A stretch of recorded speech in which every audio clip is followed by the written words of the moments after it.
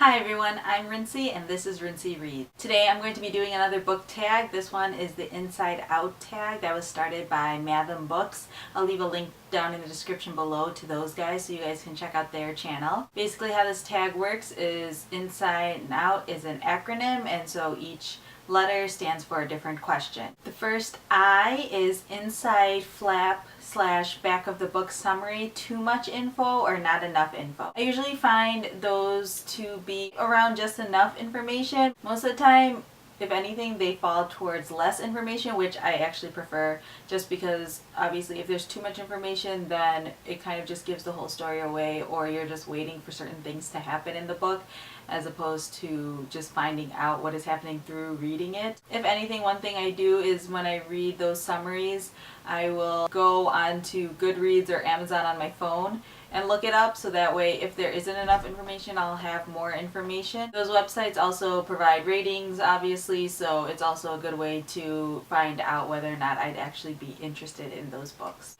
N stands for new book. What form do you want it in? Paperback, hardback, ebook, or audiobook. If you guys have seen my bookshelf tour, you could tell like 90% of my books are in paperback. I prefer them because they're cheaper, and also I like to carry my books around with me, or at least one book around with me, so that way if I have some free time randomly I can read. And so obviously paperbacks are easier to carry around than hardcovers.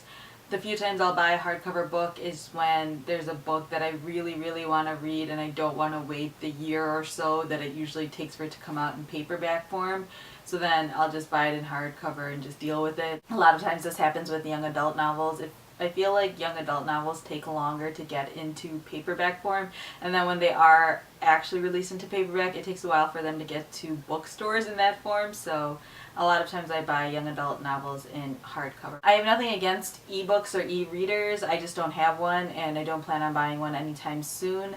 I have the Kindle app on my phone and my computer, so I can read books on there if I wanted to, but I'm not a big fan of it because it's not the e-ink screen, so it does strain my eyes a little bit. Also, I don't really want to buy ebooks just because I want to build my library, and so I prefer having the physical copies just because then I'll save those. As for audiobooks, again, I don't really have anything against them. I just never have tried them. Most of the time when I'm listening to things, I have a tendency to kind of like zone out unless it's like a video or I'm like concentrating on it. So I feel like if I ever did try audiobooks, I would kind of zone out in the middle of the story and then not really know what was going on, and then I'll have to rewind and re-listen to it, and it just seems kind of unproductive way of reading a book, for me at least. S stands for scribble in your books. Do you like to take notes while in your book while you're reading and annotate, or do you like to keep your book clean? Most people tend to be on either one side or another, like they love writing in their books or they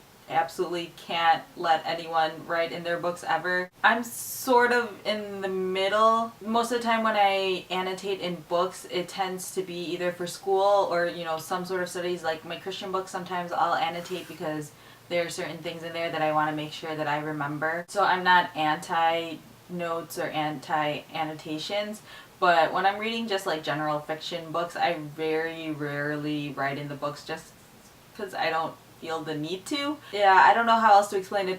I'm also kind of lazy about that thing. I've never really been very good at annotations. Even when I was in school and we would have to annotate our novels, and then like our teacher would take the novel and make sure that we read it by making sure that we had annotated it, and they would always be like, you barely write in your books, and I just don't know if it's just I don't know what to write in it or what, but I just never have been big on it. The next I is in your best reading voice. Read us your favorite first sentence from a book. I wouldn't say this is necessarily my favorite book or my favorite first sentence from a book, but this is a really funny book. It's called A Fraction of the Whole by Steve Toltz, and it's a really funny book, and I like the opening to it, so I'll read the first sentence. I'm actually going to read like the first 2 or 3 sentences because that's really the best part. So, you never hear about a sportsman losing his sense of smell in a tragic accident, and for good reason. In order for the universe to teach excruciating lessons that we are unable to apply in later life, the sportsman must lose his legs, the philosopher his mind, the painter his eyes, the musician his ears, the chef his tongue. My lesson? I have lost my freedom and found myself in the strange prison where the trickiest adjustment, other than getting used to not having anything in my pockets and being treated like a dog that pissed in a sacred temple, is the boredom. So yeah, this is a really funny book. I highly recommend it if you haven't read it.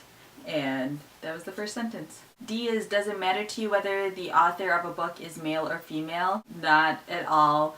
I really hope it doesn't really matter to anyone. I mean, I don't think anyone's gender can really tell you whether or not a person is a good writer. I hope that's known. I can't imagine it actually making a difference in someone's writing, and I would be upset if someone kind of made a bias towards any single gender. E is, ever read ahead? No, I never read ahead. I'll never look at like the last pages of a book. The only thing I'll do is look at the last page to see how many pages are in a book, or to like flip ahead to see when the end of a chapter is coming to see if I can take a break or, you know, anything like that. But I'll never ever read ahead. I'm such a spoiler phobe. I don't like to know anything about what's coming up in the story, and so I'll avoid it as much as I possibly can. O stands for organized bookshelves or outrageous bookshelves. I mean, I think they're organized, but most people will probably think they're outrageous. They're in no real particular order. They kind of go in chronological order in the sense of like when I read them. So the books that I read earlier in my life are on this bookshelf towards the top, and then they go down, and then they go to this bookshelf, and then go down, and now they're in my dresser, so you can go through that. So if I am looking for a book, I generally know just where all my books are because I look at them all the time, so I can visually see my book. So if someone's looking for a book specifically, I can just look at it and see. But if anyone else was to come and looking for a book, they would have no idea what they were doing. And also sometimes that my organizational system isn't exactly like that, because when I get books by the same author, I like for them to be together, especially if they're a series and things like that, so I will adjust my bookshelves accordingly. So yeah, I guess that is pretty outrageous. Maybe if I ever move or something, I'll organize them in a way that makes sense to someone that isn't me, but I don't really find a need to because I can find all my books. U is, under oath. Have you ever bought a book based on the cover alone? No. It's really hard to do that. I don't know how people do that. Oh, that's a lie. Okay, I know that's actually not true. There is a book I once bought that was just because it was old looking and it was really pretty, and I have no idea what it's about, and I looked it up later and it didn't really seem that interesting, but I just thought it was a really pretty book. So I did do it once, but it wasn't like I paid for the book itself. This is a story I keep telling over and over again, but last year there's a bookstore that had a box sale, so you got a box for $30, and then whatever fits in the box you get for $30. And so me and my friend split a box, so it was one of those books that I just threw into the box and it fit, so it didn't really feel like I was paying for it.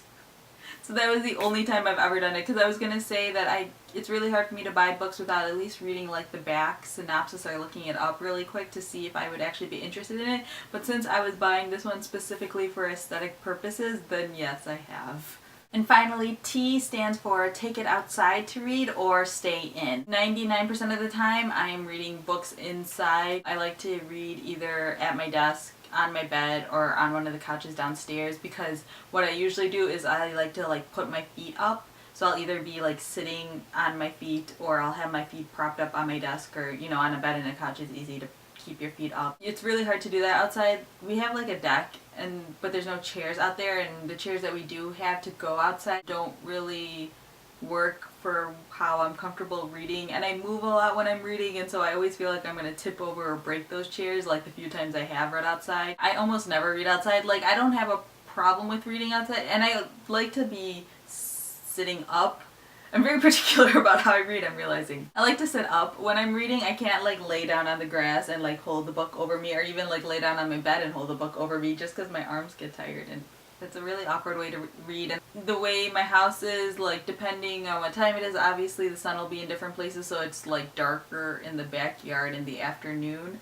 and then in the front yard, I'd have to turn. It's just weird. It's too difficult to deal with all of those variables. So inside almost all the time. I won't be tagging anyone for this book tag, so if you want to do it, go right ahead. Just a reminder that my giveaway is still open to win An Abundance of Catherines by John Green. If you haven't entered already, you can go ahead. I'll leave a link down below, or maybe I'll link the video itself. We'll see what happens. And you can go ahead and enter. All you have to do is comment saying you want to enter the contest, and you have to be subscribed to my channel. The contest ends Tuesday at midnight. I'll be like closing off whatever that means. I'll basically just stop paying attention to who comments in the video, and then I'll draw and I'll post the video hopefully tomorrow, otherwise Thursday, showing who won the contest. So good luck to everyone. So yeah, that's all I have for today, and thanks for watching. And also those websites also, those was the bed. And as for audiobook, S stands for Scribble in your books. The next I says D is does it matter to you whether U is under oath. Have you ever read